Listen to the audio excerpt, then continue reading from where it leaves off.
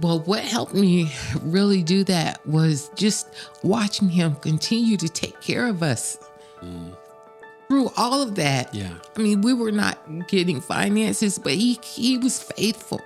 Yeah. He was faithful. So that's why I just let it all go and not leaned into what he was doing, what he was trying to do. I leaned into him.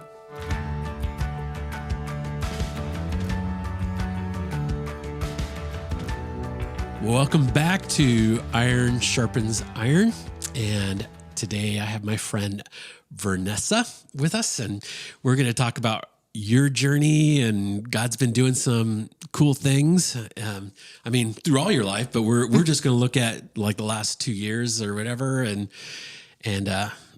hear some of those stories. And I think this started because your husband Curtis and I were getting together, and he just started spilling the beans a little bit, and I'm like, man, that is a good story of how God is faithful, and you guys are being faithful, and so that's what brought us here. And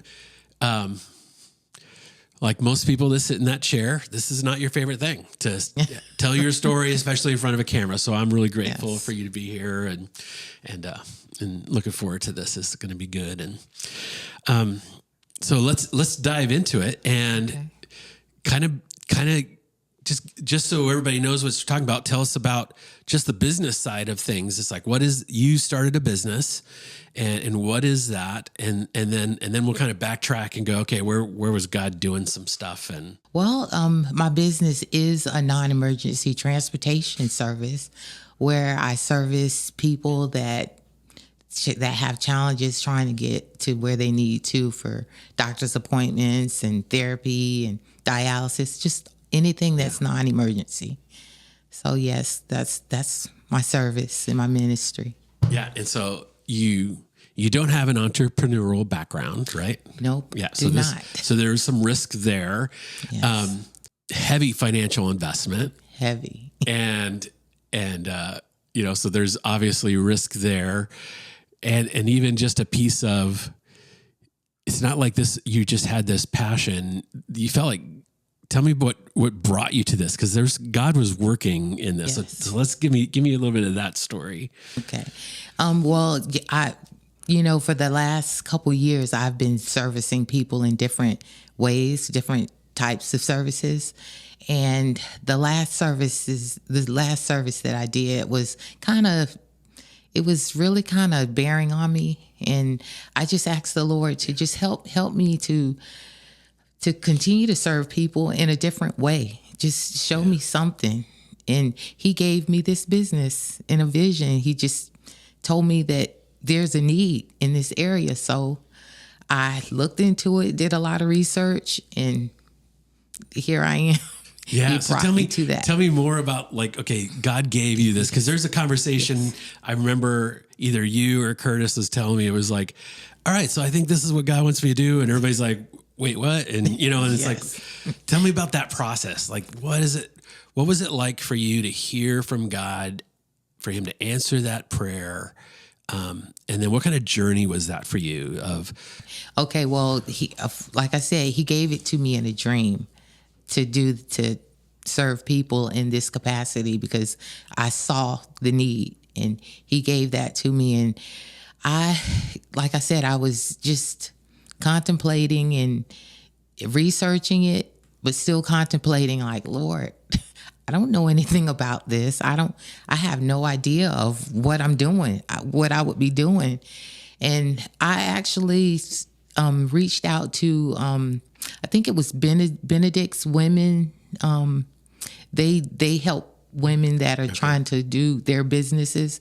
And I reached out, and I actually told the lady about what I wanted to do. She was like, really? That's a great investment. You would have to put down a whole lot of money. Do you have that? And I said, well, I was actually seeing if you guys have any type of grants or anything.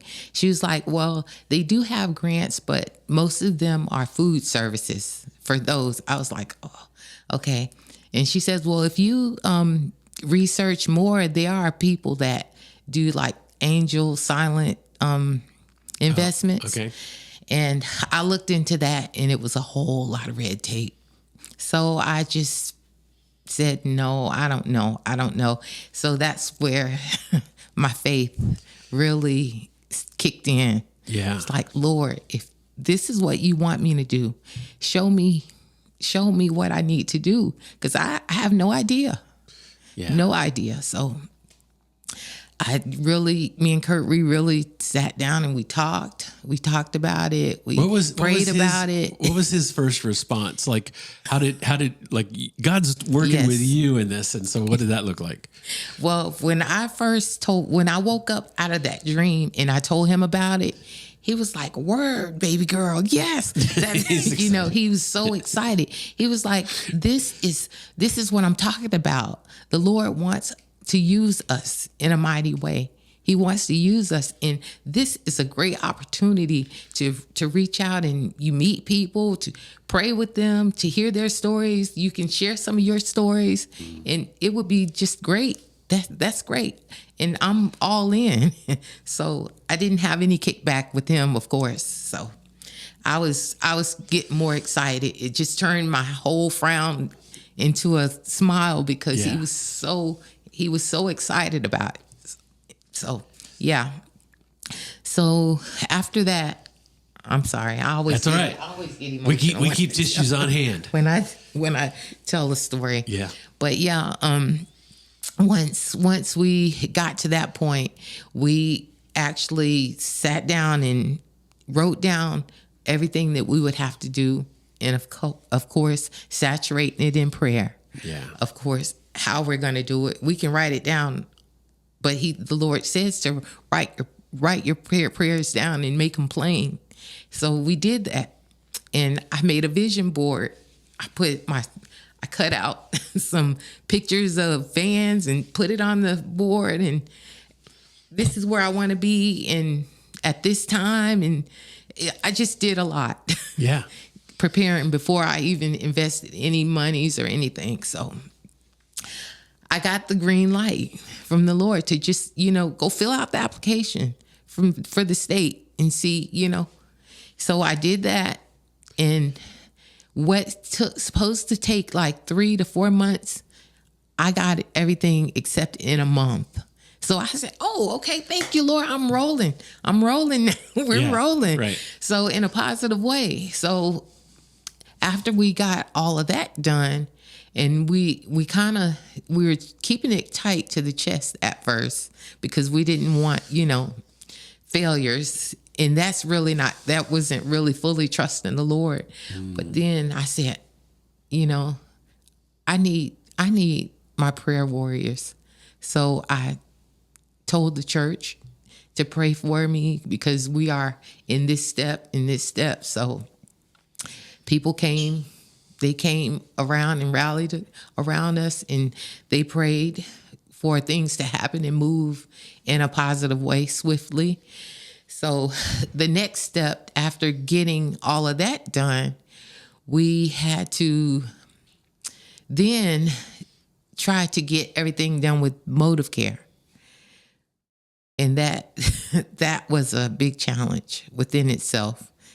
So we filled out that application, which was 89 pages long. Wow. 89 pages long. And we submitted that. And it took, let's say about maybe 3 to 3 months maybe. But I just get all mixed up now because it's been so long. And we continued praying about that and praying with others, with our life group. And they were so instrumental through everything. And then that finally happened. They accepted that application. And the big kicker was when we had to start getting credentialed. And credentialing is following up with everything that they want. You have to have for them, like, of course, the insurance and stuff. But then it's just a lot of, if anyone wants me to go in detail what it is, because I can't remember it all because it's so much. But once we got there, and that part was where the Lord really was testing me. He bent me so thin. I mean, because there were times when I would ask him, Lord, is this really what you want me to do? Right. Because, I mean, all these kickbacks. And he just told me to pursue it. He'll be there. It's going to be in his timing, not mine. Right. So tell me, with that in mind, and even going back there's moments where, your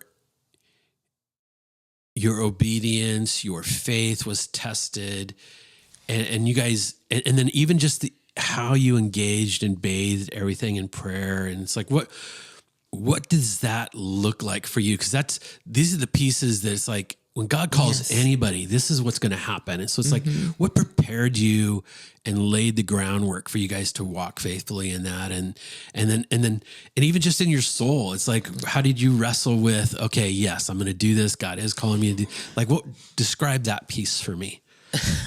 Well, when he was telling me that this is where he wanted me to focus, I really, really I was just very, very unsure. I was still unsure. Even though he told this to me, I knew it was his voice telling me. Yeah. I was still so disobedient at first. I'm like, no, Lord, I know nothing about this. I know nothing about this. And it was just really, really hard for me to just let myself go. It was really, really hard to do that, because our natural self always wants to hold on to. Yeah. And it was just really hard letting it go and letting him do the work. It was hard for me. Yeah. And for Curtis, no, he's like all in. When I give him the vision, he's all in. He jumped in and just like, and he was the one that really kind of kept encouraging me. The Lord gave this to us. You need to just trust him. Yeah. Trust him. Yeah. Fully trust him. Don't give him something and then take it back. He kept telling me that. Yeah. Don't give it to him and take it back. So yeah. For me, it was really, really hard, because I was the one getting the kickbacks. Right. So, yeah. So we all need somebody like Curtis. Yes, right? we do. We need to surround ourselves with people that can maintain a faith and an encouragement and a remembrance of the vision when we're lost in it. But then there's also the piece that goes, at the end of the day, you chose obedience. So what helped you do that? Well, what helped me really do that was just watching him continue to take care of us through all of that. Yeah. I mean, we were not getting finances, but he was faithful. Yeah. He was faithful. So that's why I just let it all go and I leaned into what he was doing, what he was trying to do. I leaned into him. So those are such good, powerful words to remember his faithfulness, and he continued in the past and then in the present, to acknowledge it and go, oh yeah, he's that's what really made me just lay it all down, because through it all, he was still taking care of our household. Yeah. And I know it was nobody but him. Nobody. So right. Yeah. I love and hate those desperate times, because it really is this thing where it's like I can take credit for things that he's doing, and but in those desperate times when he's providing, it's like I can't have any. I can't deceive myself here. This is just God doing stuff, and all by himself. Yeah. So that's where I really surrendered, and I just received what he was doing, and I was like, Lord, I can't can't let myself, go off the rails because I see something negative. But I know you're working behind the scenes. Yeah. You're working. So yeah, those are good things for us to remember. Mm-hmm. Yes. So continue the journey then. So you're working through this, the kickbacks and processing it, and yes. And what really the enemy always tries to throw a wrench in things, even though you have yourself set. When people would come and say, how's the business? I used to always dread people asking me, how's the business? Because things were slowing up in God's time, and the constant kickbacks at the time with them asking me that, it was kind of getting redundant and weighing on me. So I'm trying to explain, where we were in the process, and you would see, some people like, wow, this is very long, but they really don't know, they don't really know the process of doing it all. So I can't expect them to understand. Right. I couldn't expect that. So, and even to understand the burden too, always. Yeah. It was really, really a journey to actually go through all of what we've gone through. And I just thank the Lord that He allowed me to continue to trust Him and stay on track. Yeah. And not take my eyes off. He just met me where I was, and I didn't take my eyes off of what He told me. Yeah. So. Mm-hmm. Yeah, and that's so good.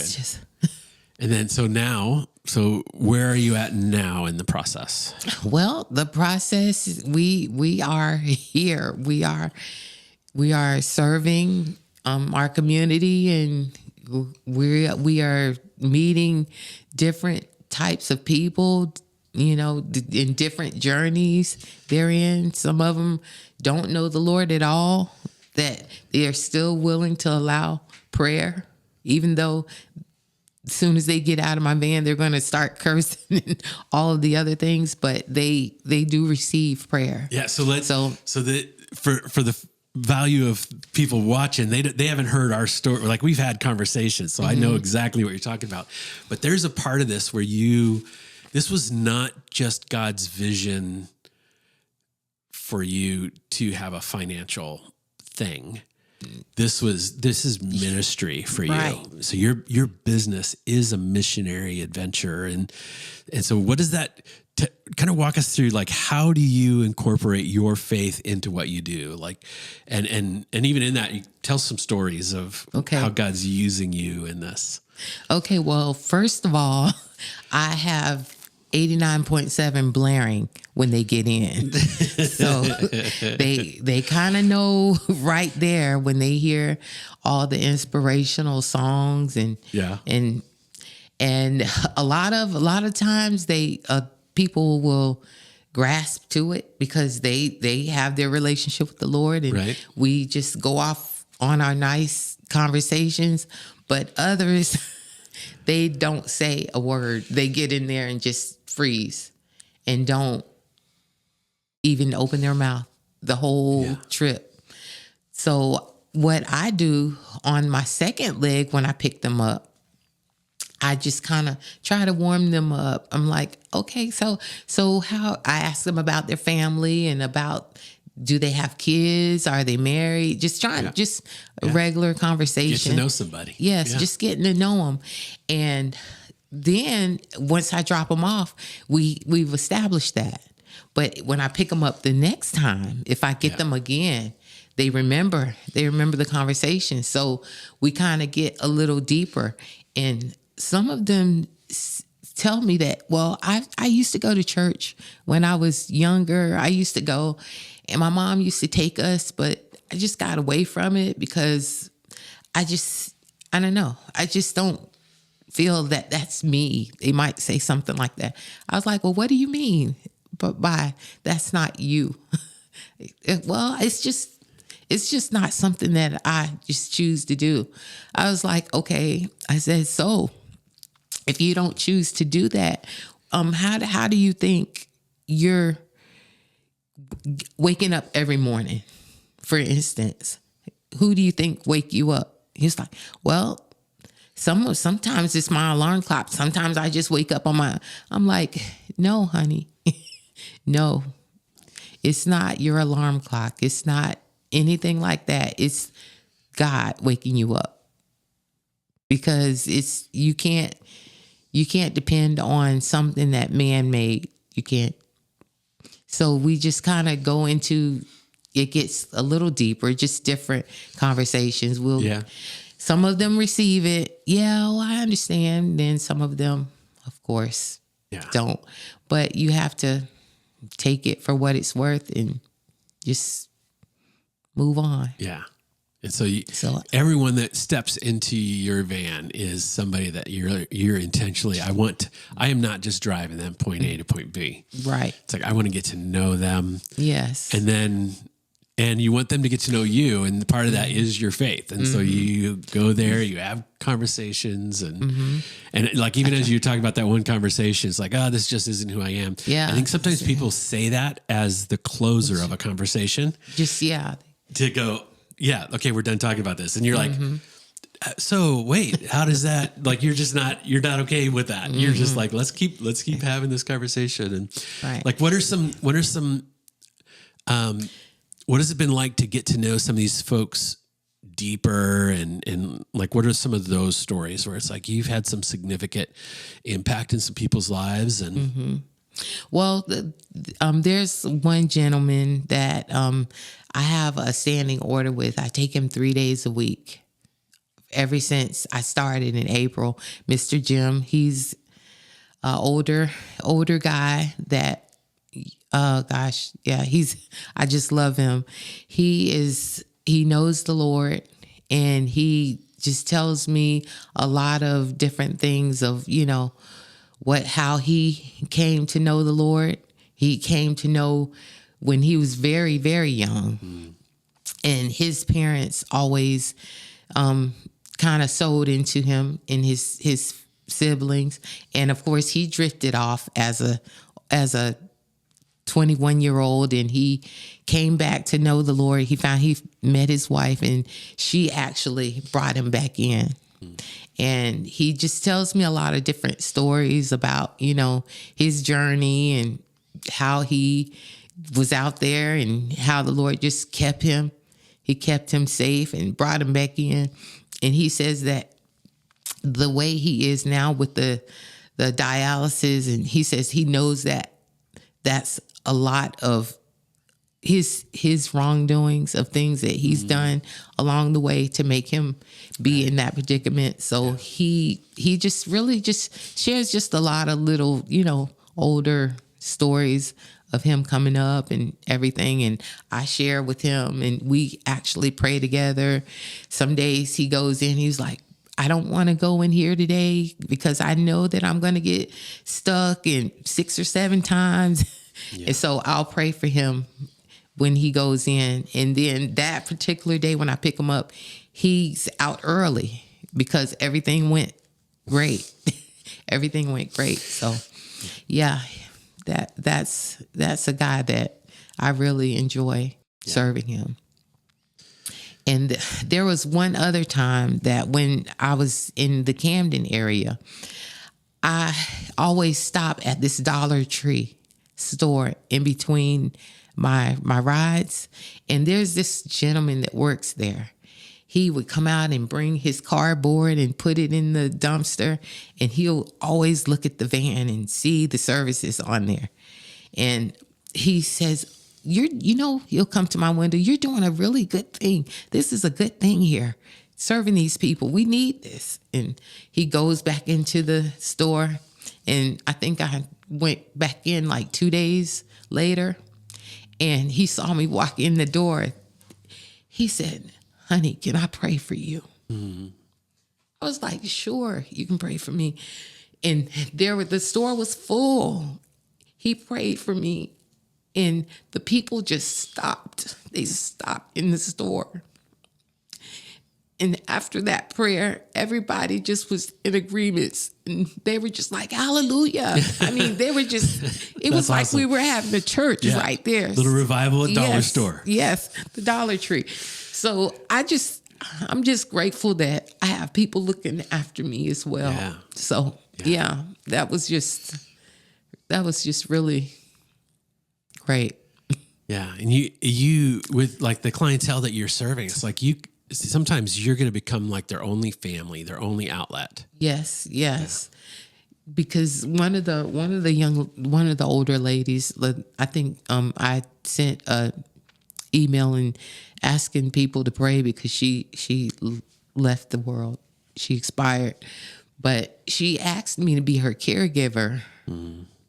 Like the day before I dropped her off and she died, she asked me to be her caregiver. And I said, well, Miss Brenda, that's something that's really deep. I have to really, really saturate that in prayer before, I can accept that.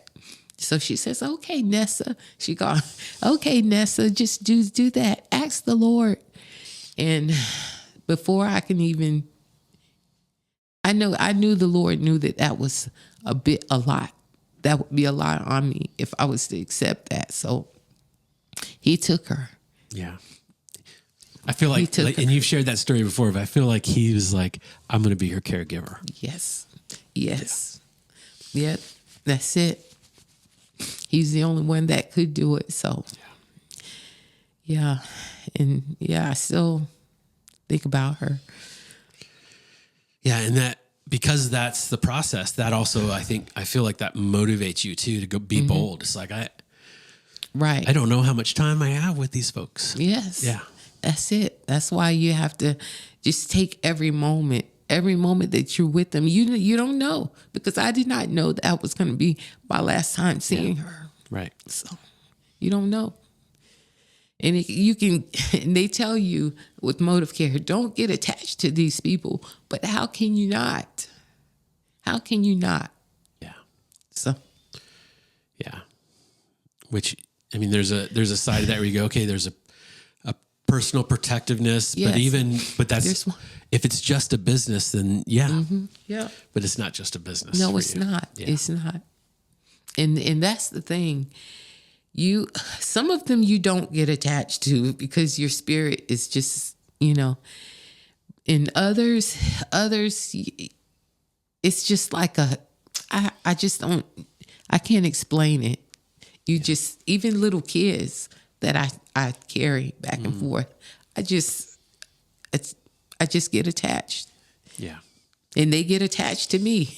Yeah. Miss Nessa, So I just love it. I love it. So. Yeah. I think how we are called to be a sweet aroma of Jesus. And it's like that's what you are. They step into that van. It's like they're getting a little bit of Nessa and a whole lot of Jesus. That's it. Yeah. That is it. I wouldn't have it any other way. I love what I do. I really do. I truly love it. Yeah. It's like I'm not bound to corporations and their rules. I can love how I want to love. Yeah. Yeah. Yeah. So. And that's good. And you've only actually fully been running since, you said April? April 30th was my first actual run date. Yeah. Mm-hmm. So, and there's still, you're still in the journey, right? Because you're not fully, I mean, it's still challenging trying to figure it out. And yes, because you actually reach out to some other transportation services. Well, I did before I actually started, and I was shunned. I had no help. So I actually had to kind of find my way, figure out things myself, and like how to schedule my rides, how to do my billing, how to just everything. Right. How to even latch people, in the wheelchairs into my van.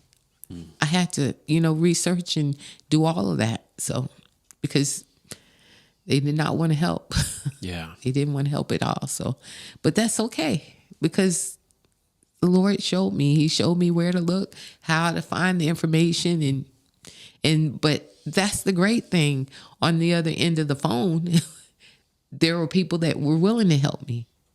So that was great. I'm grateful for that.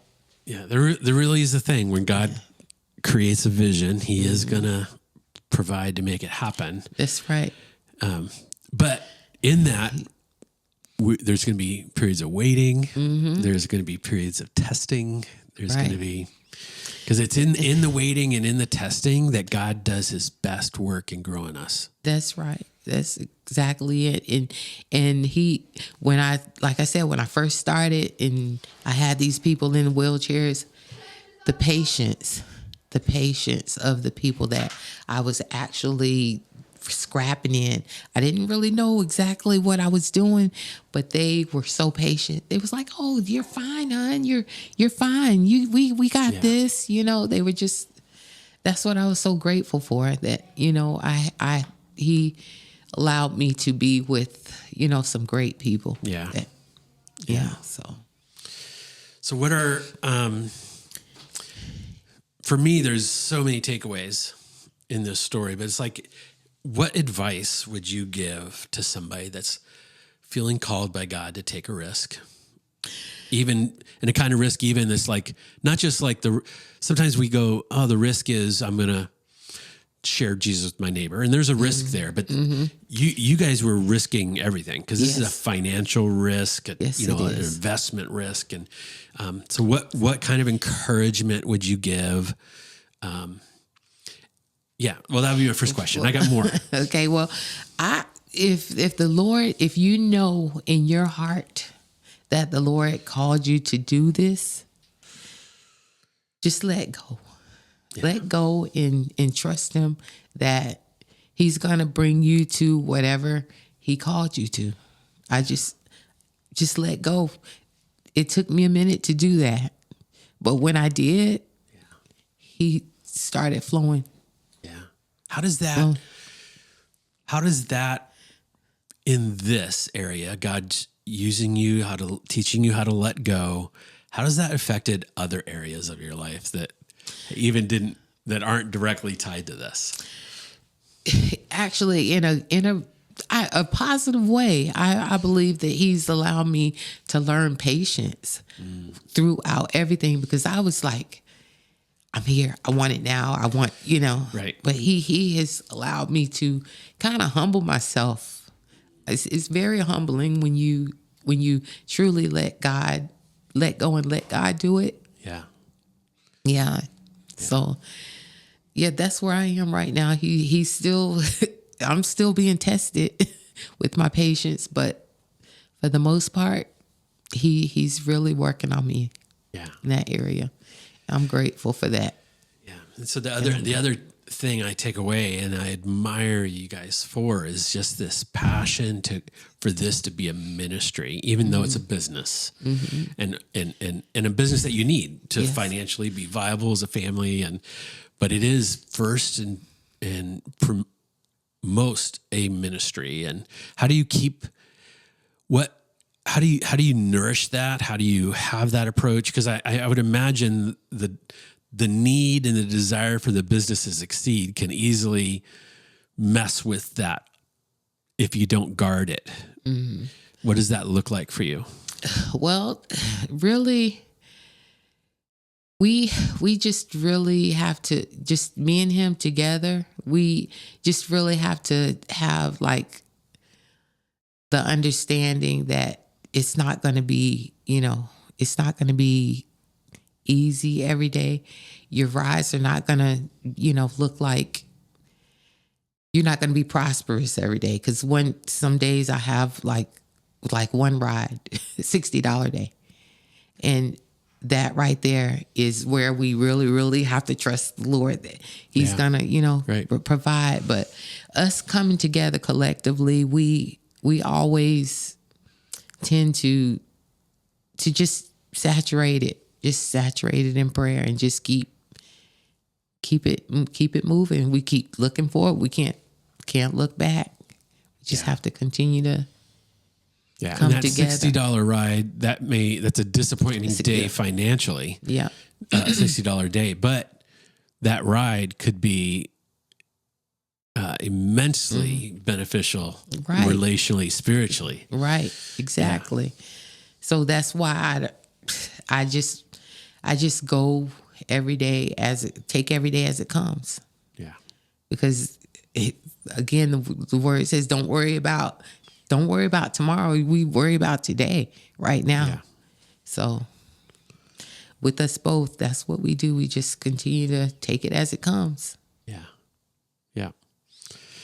Yeah. As I hear your journey, there's just so many good things about how God has met you in this. And I think what makes it such a great example is in the meeting of that is how you guys, the way you use these words is it's humbling. And so you guys have postured yourself in a position of humility that goes, I just want to be obedient to God. I want to honor the vision that he's called me to. And that vision isn't just finances, but it really is. This is an opportunity to serve people, love people well, and share the gospel. And that's exactly why we keep it going. We keep going. That's exactly why, because we know that's his promise. His promise is to take care of us. We just have to do what he wants us to do. Yeah. And be submissive to him. So. Yeah. Yeah. And so for you, part of that was in the beginning was remembering his faithfulness, right, and seeing it. And that's why I love that you're sharing your story, because for someone just starting out, and maybe even they're a new believer, they may not have a history yet outside of what they know of Scripture as they grow of God's faithfulness. But here we can be inspired and motivated by his faithfulness and other people's stories too. And that's the value here. And that's what I tell anybody, you just look at where he brought you from and what he brought you to. You know, I mean, if he kept you all that time, even in your recklessness, I mean, there's no other person, no other way, you know, you want to continue to keep going forward and walking in him and trusting in him, because he's everything. He's the one that kept you. Yeah. So. Yeah. And we got to remember that. Yeah. So. Yeah. Well, I am thankful for God's faithfulness, and I'm thankful for your guys' faithfulness too. And just, it's not, I'm not the person, and these aren't the words you're looking for, but I say, well done. But I know that you'll hear that one day from the person that you want to hear it from. Yeah, I need to hear it from. Yeah. I really do. Yes. So I know that there's a lot more once I really get everything where I can focus. Yeah. But right now I know there's a lot more to all of this, but I really can't really explain it to the fullest, because I'm still trying to understand. Right. Which I love. I love that we have not waited till all the story's written and we look back and we go, okay, look, this is what God did start to finish. But your story, and God is at work, and you're in the middle of it. Yes. And we don't have to wait for the end. Right. Sometimes we're waiting until everything's perfect before we, but in the middle of it, God has met you, and now we're looking to go, how is he going to continue to meet you? And that's what I'm so excited about. I'm excited about what he's going to continue to do and what he's going to bring my way. I know it's going to be plenty more challenges to come, but I'm just looking forward to it. Yeah. I'm looking forward to him growing me even more in my patience and being humble. Yeah. Well, thanks for making time today to share his story. Yes, his story.